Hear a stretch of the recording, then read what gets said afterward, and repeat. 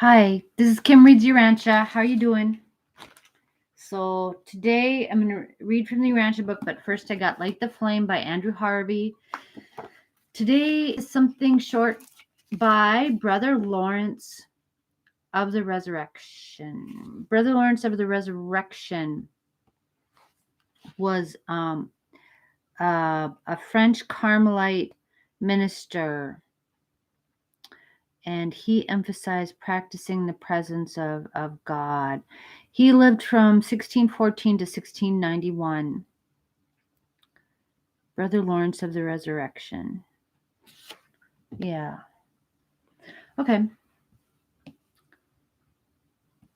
Okay, so he says, "May it not be your gifts I look for, Lord, but yourself, so I can be content with nothing less." Absolutely. So let's not look at God's gifts, although, or be interested in the material things of life, but be interested in understanding God and being with God. I've been always into trying to psychoanalyze God. Okay, so that's not as bad as, I don't know, what's as bad as being interested in the physical gifts of God, but that's still not trying to just be in the presence of God. And that's what I've had to work on, is just letting God be with me and just sharing myself with God, and being open to God's love and direction in my life. That's what's important. Yeah. Okay, so yep. Okay, so now I'm going to read from the Urantia book. So it's kind of a long one today, guys. So this is about the Primary Seconaphim. So the Seconaphim are one of these three groups of angels. We've talked about the Tertiaphim and the Omniaphim. These groups of angels are angels of the super universes, or angels of the grand universe. Rather, the primary or the Supernaphim are angels of paradise and Havona. So, and the Seconaphim are interested in us. Okay. They're personalized in groups of 7. There's the primary Seconaphim, and then there's 3 or how's it? There's 1 primary, 3 secondary, and 3 tertiary Seconaphim. Okay, so the primary Seconaphim is what we're going to talk about today. The primary Seconaphim of assignment to the Ancients of Days are living mirrors in the service of these triune rulers. Think what it means in the economy of the super universe to be able to turn, as it were, to a living mirror, and therein to see and therewith to hear the certain responses of another being 1,000 or 100,000 light years distant, and to do all this instantly and unerringly. Records are essential to the conduct of the universes. Broadcasts are serviceable. The work of the solitary and other messengers is very helpful, but the Ancients of Days, from their position midway between the inhabited worlds and paradise, between man and God, can instantly look both ways, hear both ways, and know both ways, because of the service of these Seconaphim. So remember, these are children of the reflective spirits. Yeah, the reflective spirits, which allow that communication. This ability to hear and see, as it were, all things can be perfectly realized in the superuniverses only by the Ancients of Days and only on their respective headquarters worlds. Even their limits are encountered. From Uversa, such communication is limited to the worlds and universes of Urantia, while inoperative between the superuniverses. This same reflective technique keeps each one of them in close touch with the central universe and with paradise. The seven supergovernments, although individually segregated, are thus perfectly reflective of the authority above and are wholly sympathetic as well as perfectly conversant with the needs below. So, it kind of makes you wonder, why wouldn't we talk to the seven super universes? And maybe that's part of the next level of the divine plan, but they're all separate. Each one of them is separate, like petals of a flower have their own way of being responsive to the center. I don't know. That's good because they're all different. They're all very different and unique from each other. But there has to be purpose in that. Anyway, I'm going to keep going. Okay. The primary Seconaphim are found to incline by inherent nature towards 7 types of service. And it is befitting that the first serials of this order should be so endowed as inherently to interpret the mind of the Spirit to the Ancients of Days. 1. The voice of the conjoint actor. In each superuniverse, the first primary Seconaphim and every 7th one of that order subsequently created exhibit a high order of adaptability for understanding and interpreting the mind of the infinite spirit to the Ancients of Days and their associates in the supergovernments. Wow. Okay, so this is the primary Seconaphim. Remember, which represents 1/7 of each group, right? So we're talking about 1/7 of all of the primary Seconaphim. So of that 7th, another 7th is the voice of the conjoint actor, the voice of the Holy Spirit. Okay, that is of great value on the headquarters of the superuniverses, for unlike the local creations with their divine ministers, the seat of a super government does not have a specialized personalization of the infinite spirit.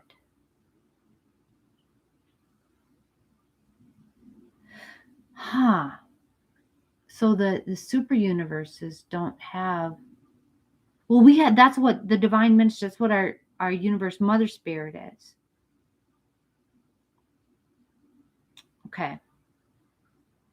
Hence, these Seconaphim voices come the nearest to being the personal representatives of the third source and center on such a capital sphere. True, the 7 reflective spirits are there, but these mothers of the Seconaphim hosts are less truly and automatically reflective of the conjoint actor than of the 7 master spirits. 2. The voice of the 7 master spirits. The second primary Seconaphim and every 7th one thereafter created inclined towards portraying the collective natures and reactions of the 7 master spirits. Though each master spirit is already represented on a superuniverse capital by some one of the 7 reflective spirits of assignment, such representation is individual, not collective.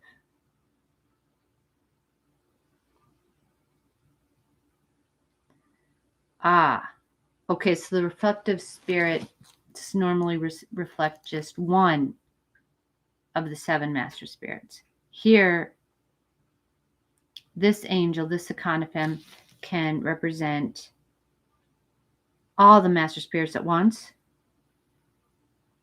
Collectively, they're only reflectively present.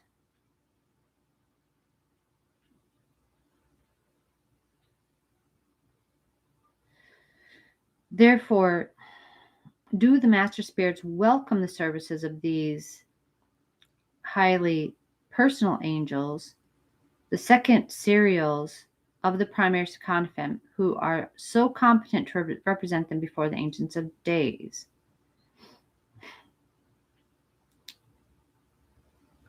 Okay. So each master spirit is already represented on the super universe capital by some one of the 7 reflective spirits of assignment.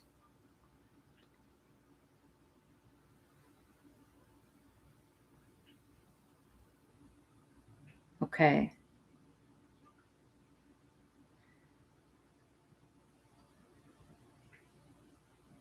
Okay, so collectively they're only reflectively present. Or maybe that means that, like,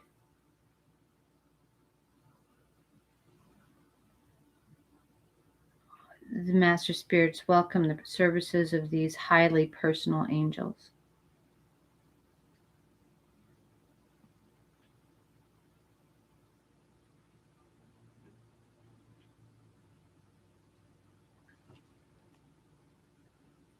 Okay.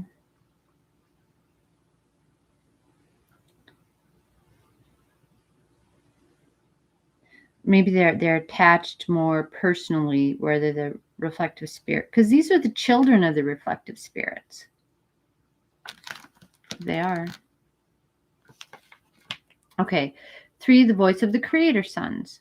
The infinite spirit must have had something to do with the creation or training of the paradise sons of the order of Michael, for the 3rd primary Seconaphim and every 7th serial thereafter possess the remarkable gift of being reflective of the minds of these creator sons.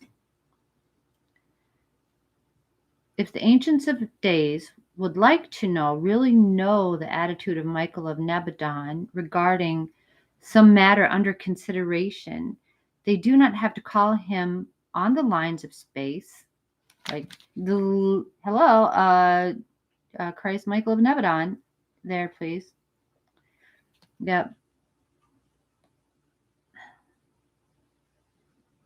They need only call for the chief of Nebadon voices, who upon request will present the Michael Seconaphim of record.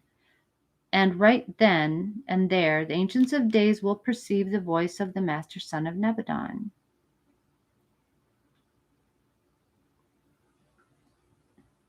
Okay. No order of sonship is thus reflectable, and no other order of angel can thus function. We do not fully understand just how this is accomplished, and I doubt very much that the Creator Sons themselves fully understand it, but of a certainty we know it works, and that it unfailingly works acceptably. We also know, for in all the history of Uversa, the Secaraphic voices have never erred in their presentations. So it's like having like I don't know, but it seems like so, like, okay, almost like a mind reader. I would kind of take offense to that, but I guess it's cool.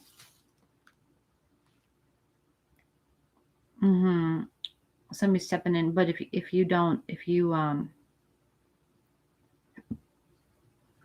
okay, because they're busy. The Michael sons are busy creating stuff. So it's good to have somebody there who can represent them. You are here beginning to see something of the manner in which divinity encompasses the space of time and masters the time of space. Wow. You are here obtaining one of your first fleeting glimpses of the technique of the eternity cycle, Divergent for the moment to assist the children of time in their tasks of mastering the difficult handicaps of space. And these phenomena are additional to the established universe technique of the reflective spirits. Though apparently deprived of the personal presence of the master spirits above and the creator's sons below, the ancients of days have at their command living beings attuned to cosmic mechanisms of reflective perfection and ultimate precision, whereby they may enjoy the reflective presence of all those exalted beings whose personal presence is denied them. By and through these means, the other and others known to you, God is potentially present on the headquarters of the super universes. Okay, so overcoming the handicaps of space.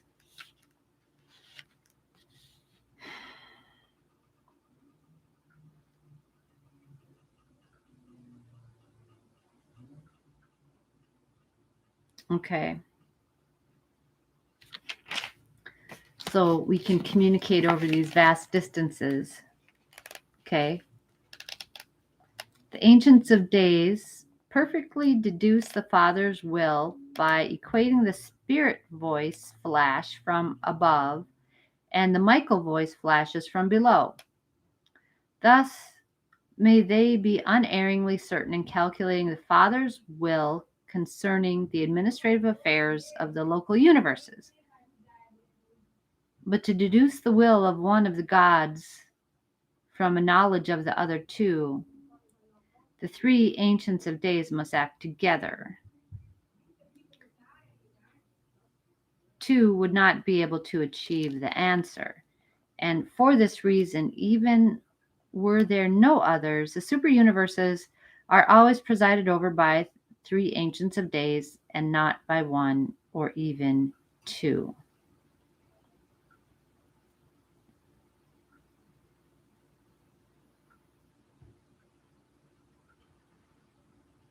Wow.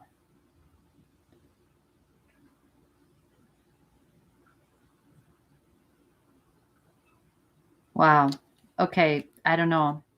So the ancients of days have to rule perfectly according to the Father's will, but even, yeah, there's that time-space gap where they have to deduce these things, all three of them together.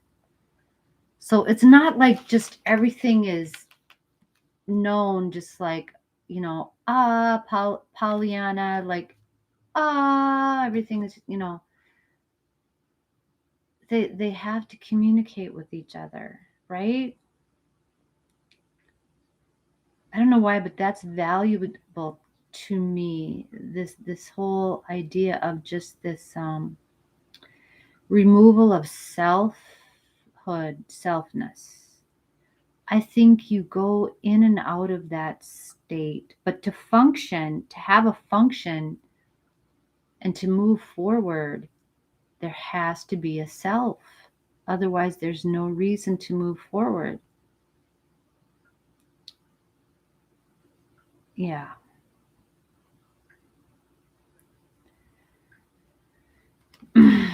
But that realization of the self, that issues in this cascade of potentialities, of all these possibilities.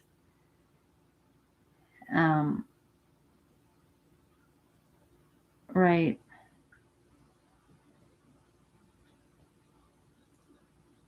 Okay, let's keep going here. For the voice of the angelic hosts, the fourth primary Seconaphim in every seventh serial proved to be angels peculiarly responsive to the sentiments of all orders of angels, including the Supernaphim above and the Seraphim below. Thus, the attitude of any commanding or supervising angel is immediately available for consideration at any council of the Ancients of Days. Never a day passes on your world that the chief of Seraphim on Urantia is not made conscious of the phenomenon of reflective transference, of being drawn upon from Uversa for some purpose, But unless forewarned by a solitary messenger, she remains wholly ignorant of what is sought and of how it is secured. These ministering spirits of time are constantly furnishing this sort of unconscious and certainly, therefore, unprejudiced testimony concerning the endless array of matters engaging the attention and counsel of the ancients of days and their associates. Okay, so they talk for all of the angels.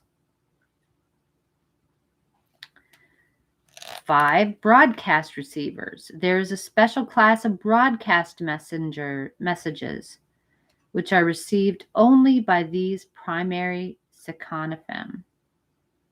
While they are not the regular broadcasters of Uversa, they work in liaison with the angels of the reflective voices for the purpose of synchronizing the reflective vision of the Ancients of Days with certain actual messages coming in over the established circuits of universe communication. Broadcast receivers are the 5th serials, the 5th primary Seconaphim to be created, and every 7th one thereafter.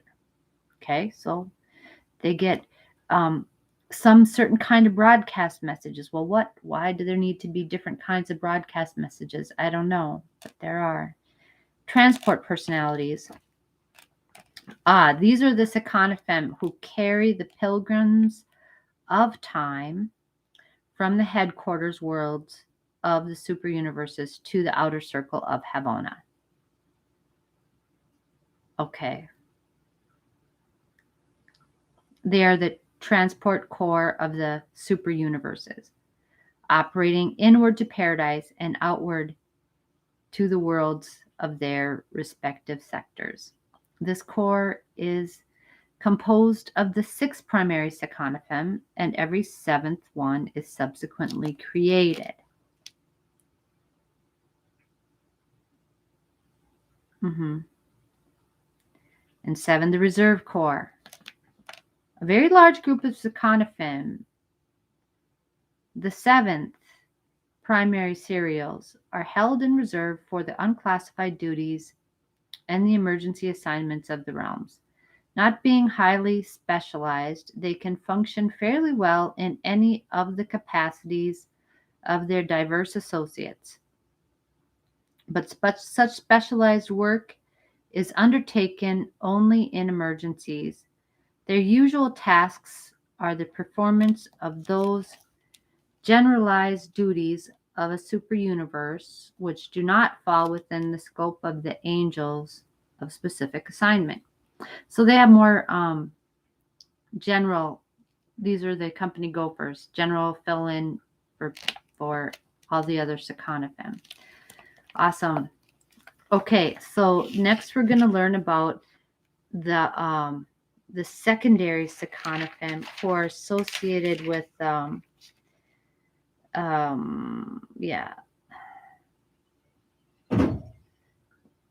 with the paradise origin administrators of the super governments. See, this is just so complicated. It's there's so much to it. It's very, I don't know. I don't think people could come up with this. It's too crazy, but I love it so much, and very grateful for this book. But anyway, I gotta go. So guys, have a really good day. Okay, love you very much. Bye.